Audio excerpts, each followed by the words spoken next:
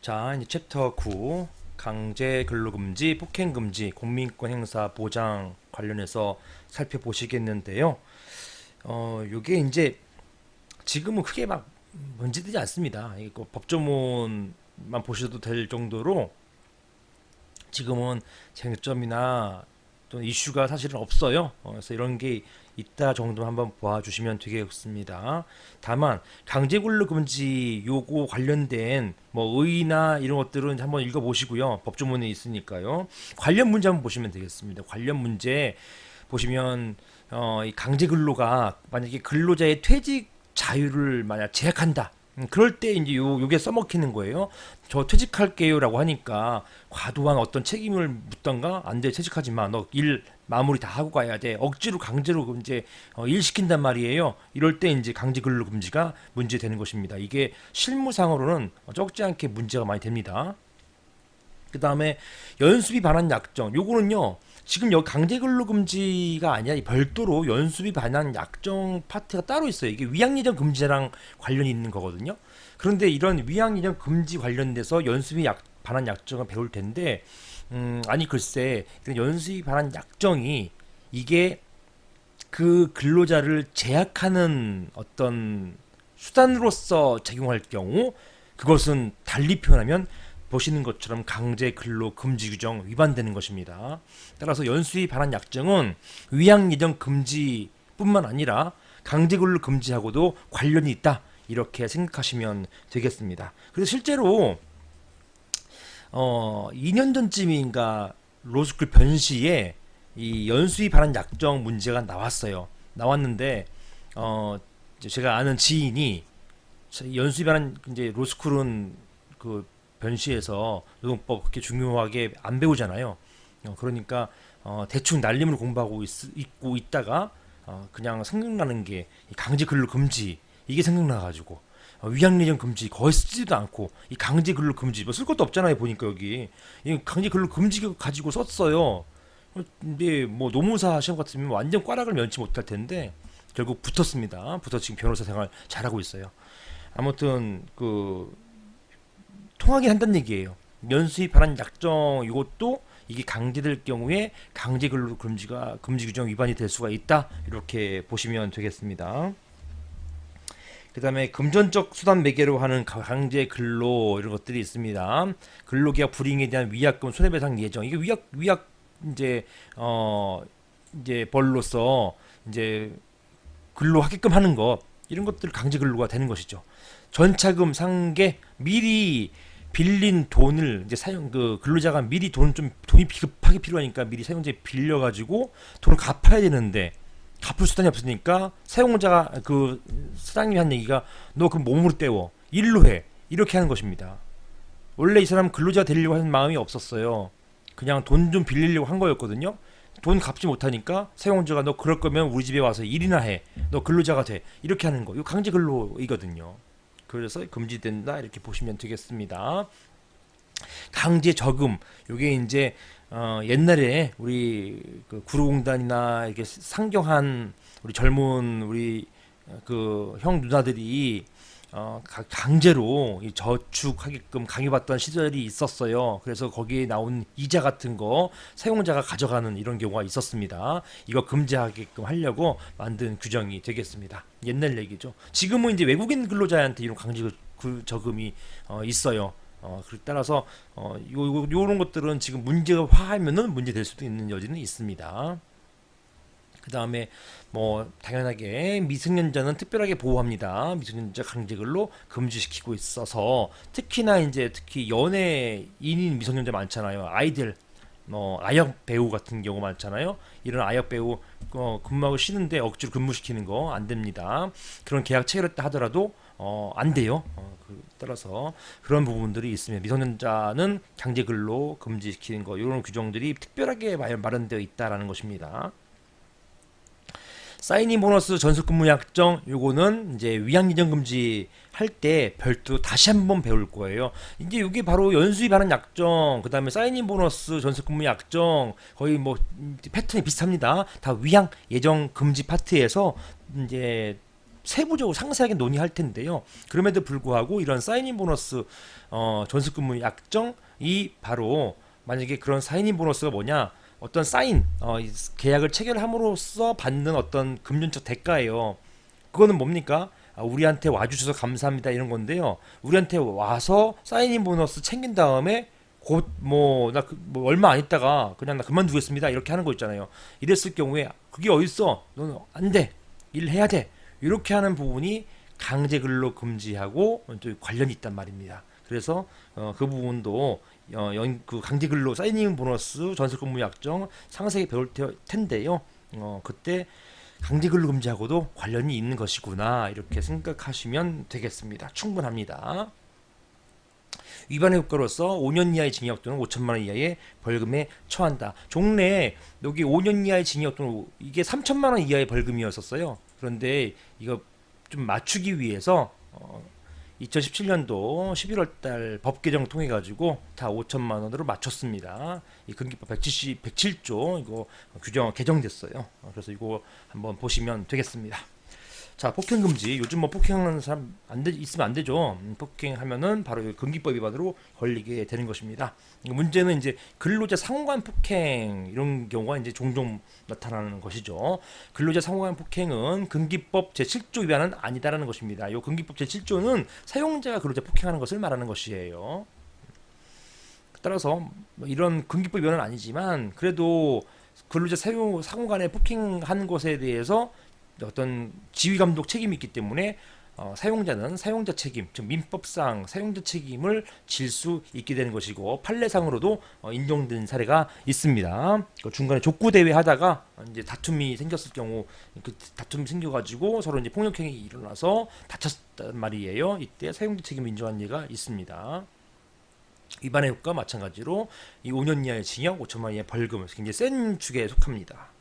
자, 그다음에 공민권 행사. 공민권 뭡니까? 공민권 선거 간다든가 어떤 또는 이제 예비군 훈련 이렇게 이런 것들 국가가 어떤 법으로 일정 부분 이제 또 뭐 하게끔 하는 거 그런 것들 그다음에 또 선거할 수 있게 해주고 이런 것들 이게 바로 국가 국민으로서의 권리예요. 이런 이것을 공민권 행사라고 합니다. 사용자는 근로자가 근로시간 중에 선거, 그쵸? 그 다음에 공예 직무 집행하기 위해서 필요한 시간을 청구하면 거부할 수 없다라는 것입니다. 그 권리 행사나 공예 직무, 이게 주로 뭐 있습니까? 남성들 같은 경우는 예비군 훈련이 되겠죠. 이런 거 직무 수행하는데 지장이, 일단 거부하면 안 되는 것이고요. 다만, 이러한 예비군 훈련을 하는데 지장이 없으면 시간을 변경할 수 있다 이렇게 되어 있어서 저는 그 선거를 하러 가겠습니다라고 할 때 사용자가 지금 시간이 너무 급하니까 지금 일 좀 해주고 좀 한가할 때 한 5시쯤 가는 게 어떻겠느냐 이렇게 변경할 수 있는 권리는 있습니다. 그걸 막는다고 해가지고 곧바로 공민권 행사 보장하지 않았다 이렇게 주장할 수 없다는 그런 얘기가 되겠습니다. 자, 공민권, 선거권, 그 다음에 공예 직무, 이제 대통령, 국회의원, 또 노동위원회 위원으로 이제 활동하는 것을 말하는 것이고요. 증인 감정인으로 나가는 것이고, 향토 예비군, 민방위, 선거 입회인 이런 것들 나갈 때, 제가 어떤 민사 사건의 증인으로 나가게 됐는데요. 그 증인 출석 의무가 있잖아요. 따라서 출석할 수 있게끔 해 주어야 한단 말입니다. 그 증인 나가는 것 때문에 3시간 뺐기 때문에 월급에서 3시간 삭감하겠다? 안 돼요. 그런 것들을 다루는 것이 바로 이 법이 되겠습니다. 근로자가 청구해야 되는 것이고요. 효과는 사용자에 필요한 시간을 부여해야 합니다. 의무가 발생한다라는 것입니다. 아까 방금 전에 말씀드린 것처럼 시간 변경 지금 너무 급하니까 다른 시간 가면 안 되겠니? 이렇게 시간 변경할 수 있는 변경권을 가진다라는 것입니다. 다만 거기에서 무급이 원칙이지만 타 법령에서 규정하고 있을 경우에 즉 공익 직무 시 소요된 시간 무급이 원칙이지만 공직선거, 선거나 향토 예비군 설치법, 민방위 기본법 이런 데일 경우는 유급이다. 이런 것들 기억해 두시면 되겠습니다. 자, 그 다음에 근로자가 사용자 승인 얻지 않고 공직에 취임한 때 해고한다. 이런 취업규칙 무효다라는 것입니다. 공민권에서 제한하는 것이기 때문에 무효다. 이런 판례가 있습니다. 자, 그 다음에 위반했을 경우에 역시 벌칙이 있어요. 2년 이하의 징역, 2천만 원 이하의 벌금에 처한다. 이것도 마찬가지로 2년 2천만 원 이렇게 숫자를 좀 맞췄습니다. 2017년 11월 달 법 개정을 통해서 이런 것이 이루어졌다. 기억하시면 되겠습니다. 자, 연이어서 보겠습니다. 챕터 10 우리 중간 착취 금지가 되겠습니다. 자, 중간 착취 금지. 이게 이제 한번 얘들 한번 시험에 한번 나왔어. 2012년도에 기출 문제입니다. 시험에 한번 나왔었고, 예, 지금 많이 이제 이슈화 되지는 않아요. 이런 판례도 좀 옛날 판례입니다. 2004년, 2008년도 판례이기 때문에 좀 올드한 판례가 되겠습니다. 그래서 중요성은 좀 떨어진다 이렇게 생각하시면 되겠어요. 또 마침 또 기출이고요. 한번 쭉 내용만 간단하게 보시면 되겠습니다. 먼저 의의는 법조문이다. 법조문. 자, 근데요, 이 법조문이 상당히 많은 게 나와요. 힌트가 나옵니다. 누구든지, 즉 사용자 근로자 상관없이요, 제3자 브로커예요. 브로커도 중간 착취 금지에 포함된다는 것이에요. 그 다음에 법률에 따르지 아니하고, 이 법률을 중간 착취, 중간 돈 빼먹는다는 걸 말하는 것인데요. 법률에 따르지 않냐고는, 따라서 법률에 따른 경우, 이런 게 있어요. 파견법 이런 것들. 이제 사용자가 파견 사업주라고 하죠. 사용자가 파견 누구를 이제 다른 사업장에 보내는 거예요. 보내면서 그 대가를 받겠죠, 중간에. 이런 경우, 이런 것들은 법이 허용하고 있습니다. 또 뭐 직업 소개소 이렇게 관련된 법령들, 이런 것들은 법이 있으니까 가능하다는 것이에요. 중간 착취 아니에요. 그 다음에 영리로 돈 노리고 하는 것이죠. 타인의 취업에 개입하거나 취업에 개입하는 거. 그 다음에 중간인으로서, 이건 중간자로서, 다리 놓는 브로커죠. 브로커로서 이익을 취득하지 못한다가 되겠습니다. 자, 개입은요, 개입은 처음에 취업에 개입하는 거니까 처음이죠. 시초. 근로관계를 성립할 때를 말하는 것이고요. 중간인으로서 이익 취득은 뭐예요? 중간자로서, 이거는 근로관계가 이제 진행되고 있을 때, 그때 이제 중간중간 근무하면서 빼먹는 거, 돈 빼먹는 거, 그런 것들을 말하게 되는 것입니다. 자, 요건으로서는요, 자, 주체, 대상, 보시는 것도 중간자체 누구든지라고 했어요. 따라서 자, 사업주 사용자는 물론이고 일반적인 사람 다 단체 묻지 않습니다. 영리 목적, 돈 목적인 것이죠. 그 다음에 타인의 취업에 개입한다는 것은 뭐냐? 근로관계 성립에 영향 미치는 행위를 말하는 것이고, 중간인으로서 취득은 뭐냐? 근로관계 존속 중에 이제 영향을 미치는 것, 이런 것을 말하는 것이 되겠습니다. 중간에서 근로자, 노무직원과 사용자로부터 법률에 의하지 않는 이익을 취득하는 것, 이것을 말하는 것입니다. 자, 직용 예외 법률 규정이 있으면 되는 것이죠. 어떤 게 있냐? 직업안정법, 여기에 이제 직업 소개가 있죠. 그 다음에 파견법, 이런 것들이 있습니다. 위반 시에 5년 이하의 징역, 5천만 원 이하 벌금에 처한다가 되겠습니다. 자, 취업을 알선했어요. 이게 취업 알선 기본적 중간 착취 금지 규정에 반하게 됩니다. 이거 금기법 위반 돼버려요. 자, 문제는요, 취업을 알선해 주기로 하는 대가로 금품을 수수를 했어요. 돈을 일단 받았습니다. 근데 아직 구체적인 소개나 알선 행위까지 나아가지 않는 경우, 이건 뭐예요? 보통 미수라고 하잖아요. 미수. 이런 경우에도 중간 착취 금지 규정 위반으로서 처벌될 수 있는지 여부가 문제된다라는 것입니다. 아직 미수인 경우인데 구체적으로 미수범을 처벌하는 규정은 없어요. 근데 이런 것을 미수가 아니라 아예 금기법 위반으로 기수로 봐줄 수 있는 것이냐, 이렇게 이게 문제됐던 사안입니다. 자, 판례는요, 쌍용자동차 취업 알선 사례가 되겠습니다. 자, 그 쌍용자 제가 다 밝혔네요. A 회사가 어딘지를. A 회사 철의 노동자회라고 하는, 이름은 거창하죠. 이런 노조원 갑이 있는데, 이렇게 이름이 거창하면 약간 좀 구라 냄새가 많이 납니다. 아무튼 철의 노동자가 뭐예요 이게? 아무튼 이런 회를 이끌고 있는 노조원 갑이, 자, 아까 지저분한 행위를 합니다. 500만 원만 주면 회사에 취업시켜 주겠다고 해서 구직자에게 금품을 수령합니다. 아직 구직자니까 직접 잡지 못한 사람이에요. 근데 이 사람 구직자 한 명만이 아니에요. 여러 명한테 이런 알선 행위를 했단 말이에요. A 회사에, 근데 더 나쁜 사람이죠. 돈은 받았는데 속에 알선 안 했습니다. 이게 더 문제된 것이죠. 더 나쁜 놈이죠. 판례는요, 영리로 타인의 취업에 개입하는 행위, 즉 제3자가 영리로 타인의 취업을 속에 알선하는 등 근로관계 성립 또는 경영신에 영향을 주는 행위에는 슬래시 하시고, 취업을 원하는 사람에게 취업을 알선해 주기로 하면서 그 대가로 금품을 수령하는 정도의 행위도 포함된다. 즉 뭡니까? 이런 행위만 했다 하더라도 이미 기수라는 얘기예요. 근기법 위반이라는 얘기예요. 반드시 근로관계 성립 또는 경영신에 직접적 영향을 미칠 정도로 소개, 알선 행위에 나아가야만 한다는 것은 아니다라고 판시했다. 이게 중요한 것이죠. 따라서 직접적인 소개나 알선 행위 없었다 하더라도 이런 경우 중간 착취 금지 규정 위반으로 처벌된다. 이렇게 보았던 것입니다. 자, 검토 보시면 제3자가 타인의 취업에 직접 간접으로 관여해서 근로자를 착취하는 행위를 방지하고자 하는 근기법 규정의 입법 취지에 비춰볼 때 소개할선 목적으로 금품을 수령한 것만으로도 근기법 위반으로 볼 것입니다. 아주 나쁜 행위라는 것이에요.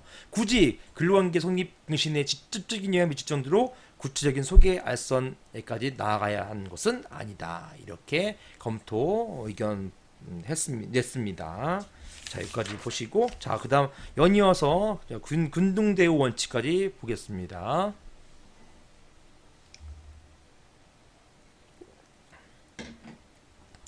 자, 지금은 겨울이잖아요. 겨울이고 날씨가 춥고, 그리고 오늘은 그 눈까지 내리더라고요.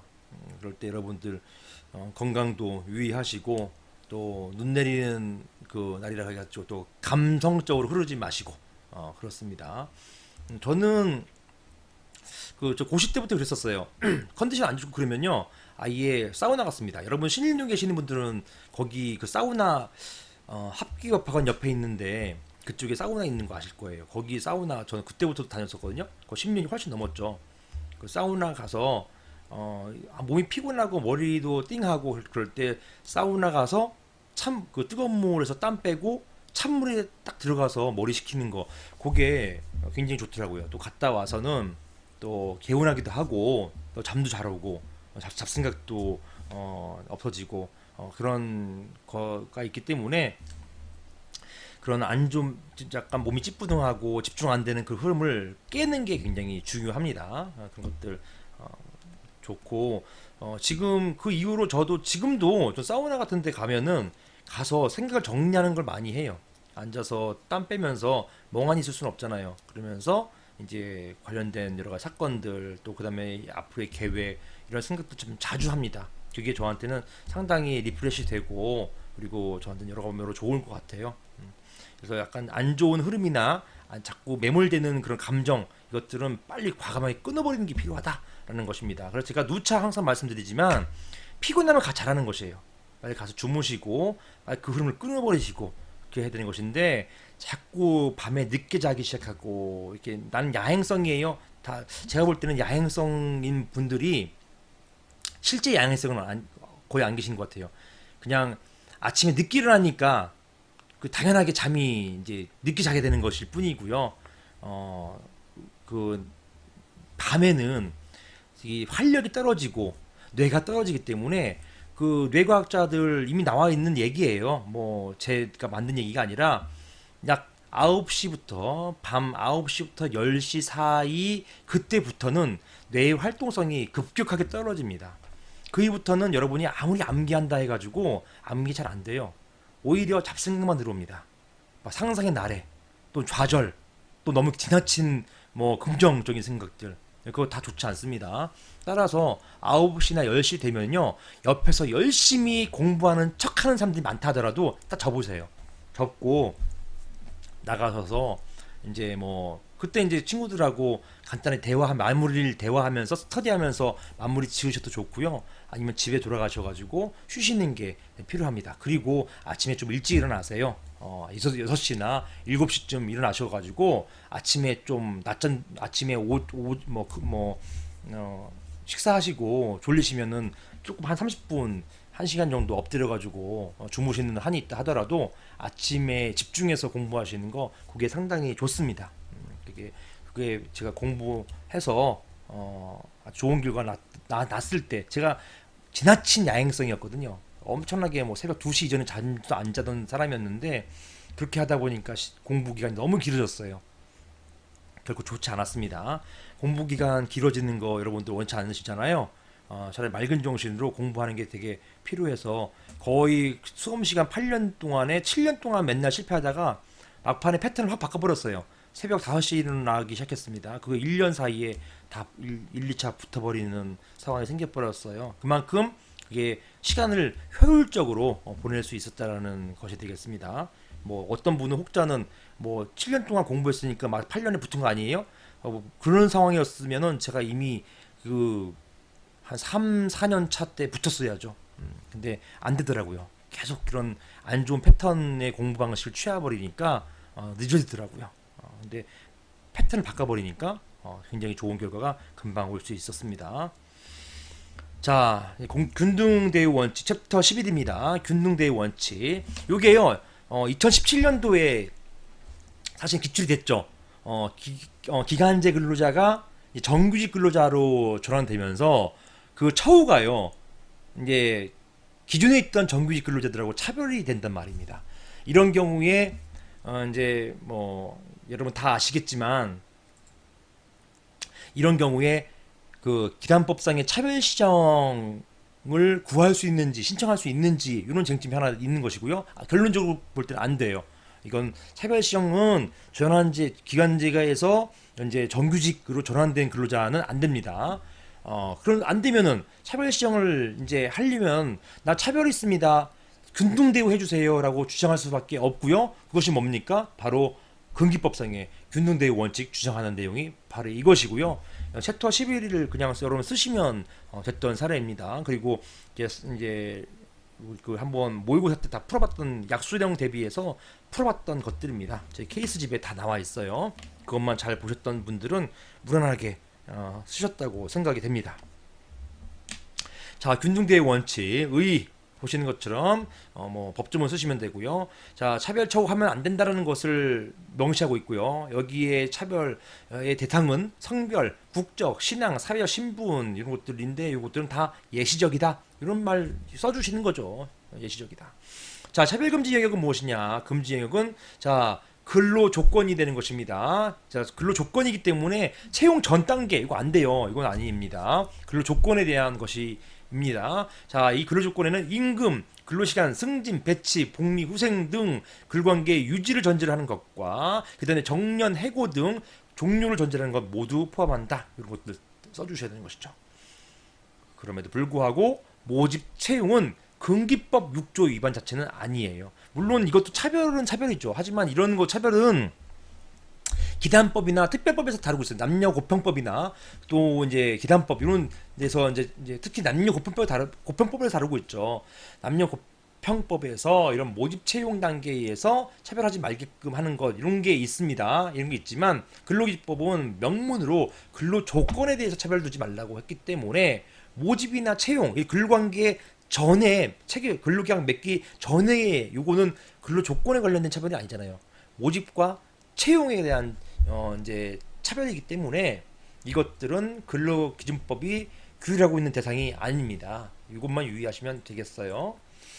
자, 적극적인 고용 개선 조치, 그 다음에 모성보호, 교양사업체에서의 차별은 금지되는 차별이 아닙니다. 자, 뭡니까? 약자를 더 도와주는 것, 또 모성을 더 보호해주는 것, 그 다음에 교양사업체, 교회에서 불구신차 안 뽑는 것, 이런 것들은 인정해줘야 되는 거 아니야? 이런 얘기예요. 이런 것들. 자, 입증 책임. 자, 차별 대우에 대한 입증 책임은 일차적으로 그것을 주장하는 원래 입증 책임 자체가 주장하는 사람에게 기본적으로 있어요. 주장하는 근로자에게 있습니다. 그런데요, 남녀 고평법 또는 기단법 이런 데서는 입증 책임을 전환하고 있죠.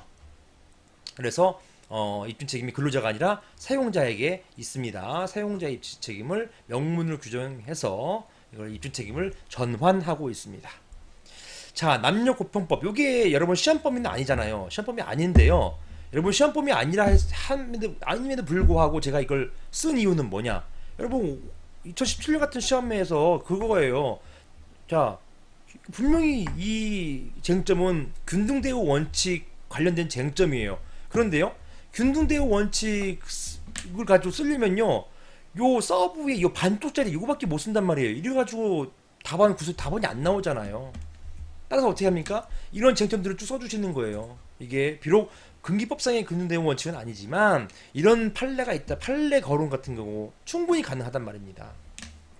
자, 자, 왜냐면 남녀 고편법 사별 이런 금지 이런 것들 다 이 금기법의 어떤 그 취지를 담고 있기 때문에 그런 것입니다.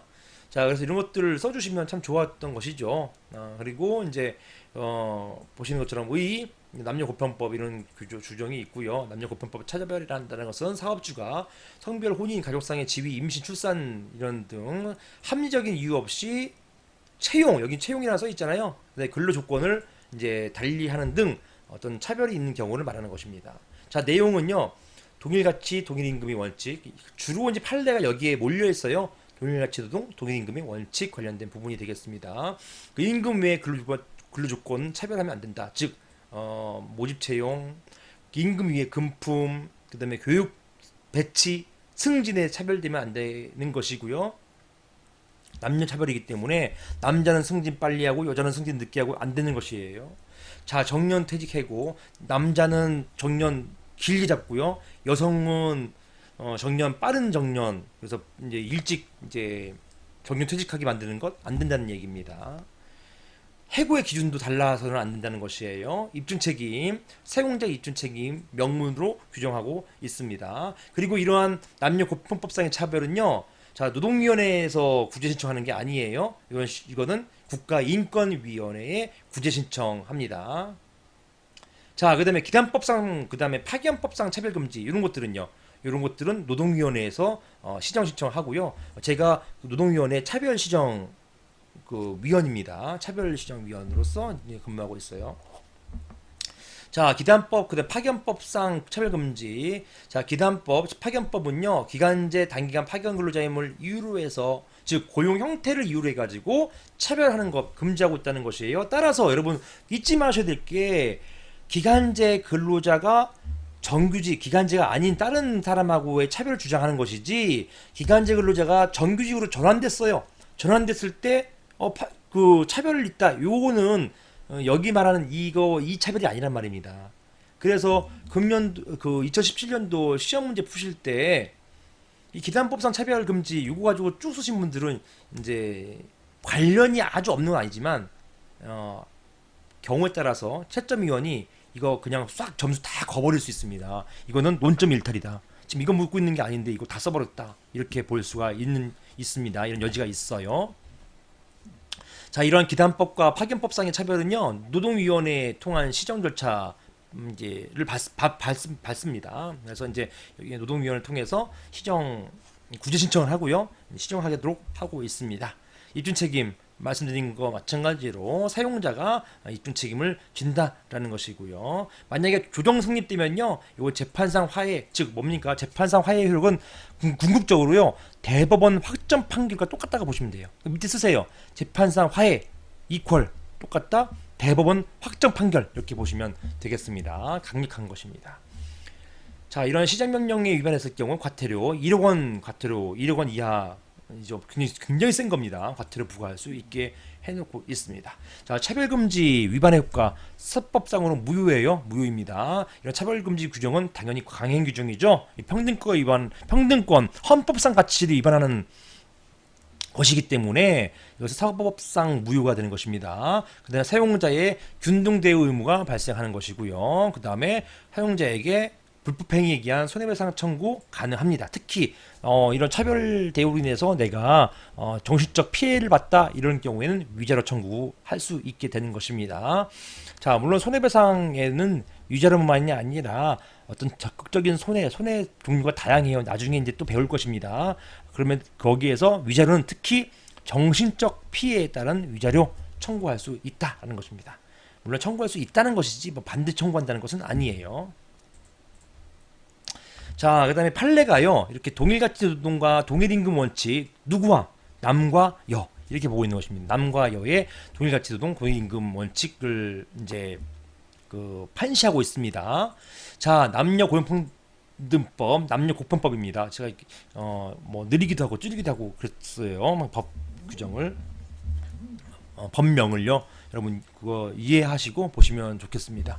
자, 남녀 고평법은 사업주는 동일 사업 내 동일 가치 노동에 대해서 동일한 임금 지급하여야 한다. 즉 남녀 임금 차별 두지 말라.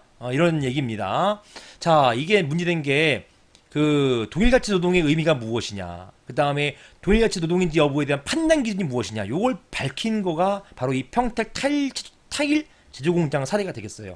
이게 굉장히 중요한 리딩 케이스가 되는 것입니다. 여기에서 동일가치 노동이라는 게 과연 무엇이냐, 그 다음에 그 동일가치에 대한 판단 기준이 무엇이냐, 이것을 이제 밝힌 판례가 되겠습니다. 자, 평택에 타일 제조 공장이 있는데요. 타일 아시잖아요. 뭐 화장실 타일이나 뭐 벽 타일 많잖아요. 자, 남자 직원들은요. 자, 무거운 이제 기계 원료를 운반하는 이제 역할들을 맡고 있고요. 그리고 기계 정비를 맡고 있고, 이렇게 1급이 이제 이렇고요. 여직원들은 잉크를 보충하고 청소하는 업무들을 주로 맡고 있는데요.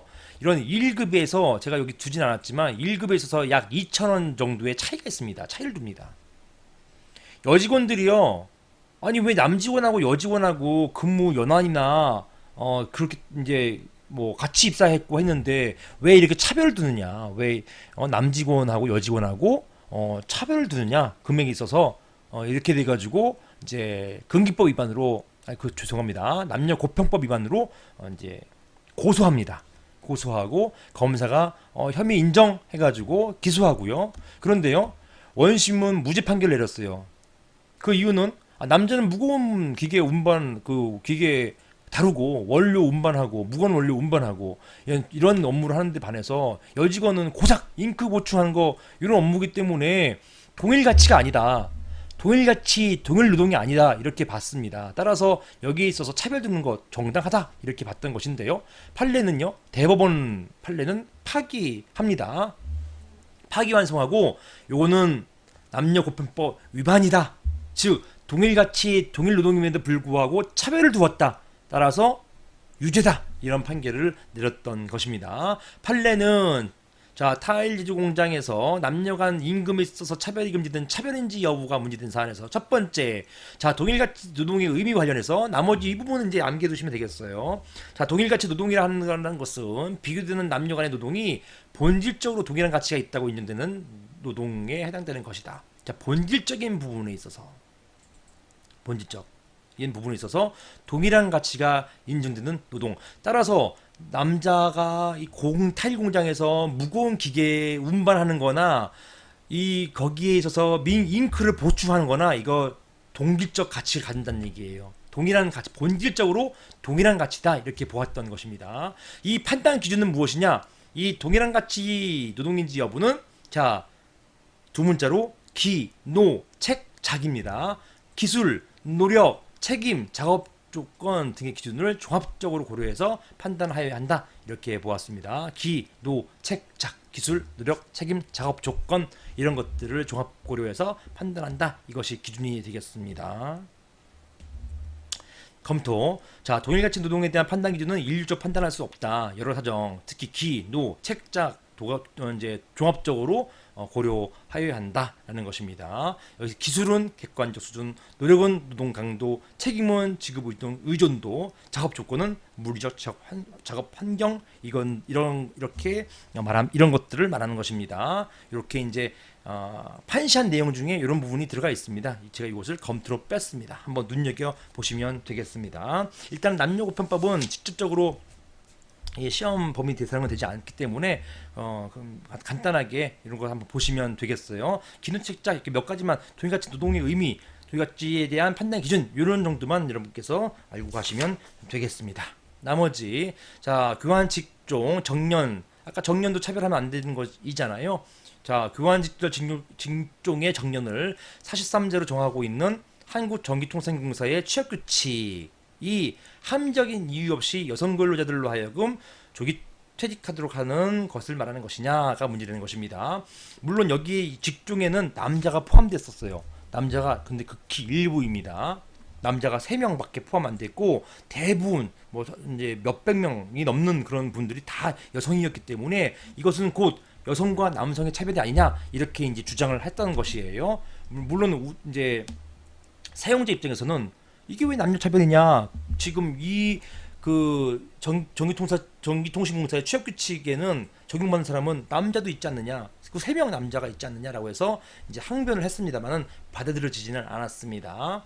자, 판례는 우체국 교환원 사례에서 자, 최신부 소속 교환원 정년이 43세고 자, 이 최신부가 이제 옛날에는 이런 전화 교환 여러분 기억 아시나요? 모르신 분들이 많으실 거예요. 옛날에는 전화를 할 때 바로 거는 게 아니라 교환을 바꿔가지고 교환 자 어디에 연결을 시켜주세요 이렇게 하는 대부분 그렇게 했었습니다. 그래서 옛날 교환이 뭐 이렇게 뭐 뽑아가지고 어디 끼우고 이런 것들 옛날 영화 같은 거 이제 보시면 아실 거예요. 이런 역할들을 했었고요. 이런 역할들을 어디서 했냐면은 지금은 뭐 전화국이지만 뭐 KT 이런 데지만 옛날에는 다 우체국이었단 말이에요. 우체국에서 이런 업무를 담당했습니다. 왜? 전보, 전화 똑같이 받다는 거예요. 전보는 우체부 아저씨가 전달해 주잖아요. 그렇죠? 동일하게 받던 것입니다. 자, 82년도에 최신부에서 이제 이제 전기통신공사로 이제 그 바꿉니다. 이제 그리고 한전에서 전기통신공사에서 여기서 이제 전화를 다루죠. 한전 인사 규정은 교환원 정년을 55세로 했다가 규정을 변경합니다. 불리하게 변경하는 거예요. 어디로? 자, 교환원 정년만 43세로 불리하게 변경했던 것이죠. 판례는 자, 이러한 이제 어떻게 판시했냐면 근로기준법에서 말하는 남녀 간의 차별적인 대우란 합리적인 이유 없이 남성 또는 여성이라는 이유만으로 부당하게 차별 대우하는 것을 말하는 것이고 자 교환 직렬 직종 정년을 43세로 정하고 있는 것은 이렇게 취업 규칙의 인사 규정은 합리적인 이유가 없다. 즉 비록 남성 근로자들이 일부 있지만 이 사람들은 극히 일부분이고 대부분 여성 근로 교환은 대부분 여성이기 때문에 여성 근로자들로 하여금 조기퇴직하도록 부당하게 낮은 정년을 정한 것이라고 보았던 것입니다. 이것은 무효이다 이렇게 봤던 것이에요. 자, 검토. 자, 근기법상 남녀차별이 법 위반되기 위해서는 지금은 이제 근기법이 아니라 남녀고편법이죠. 남녀 간 차별이 합리성이 구체적으로 밝혀져야 할 것인데 합리적 이유 없이 차별이 있다면 이것은 무효이다라는 것입니다. 자, 이렇게 나중에 변경이 교환원 정년이 43세 다시 50세 53세로 결국 변경이 됐어요. 이 판결 이후로. 근데 53세가 여전히 일반 정년자들 58세보다 작다라는 것 가지고 이제 다시 한번 또 이런 똑같은 이제 소를 제기했는데요. 그때는 차별은 아니다. 왜냐 차이가 얼마 안 되고 또 여성 교환원이 이제 너무 이제 그 연세가 많으면 또 그게 업무에 또 차질이 빚기 때문에 53세는 적절하다 이런 취지로 해서 차별이 아니라고 봤던 사례도 있습니다. 이게 이제 88년 사례에서는 차별 인정, 그다음에 96년 사례에서는 차별 부정 이 정도 기억하고 넘어가시면 되겠습니다. 여기까지 하겠습니다.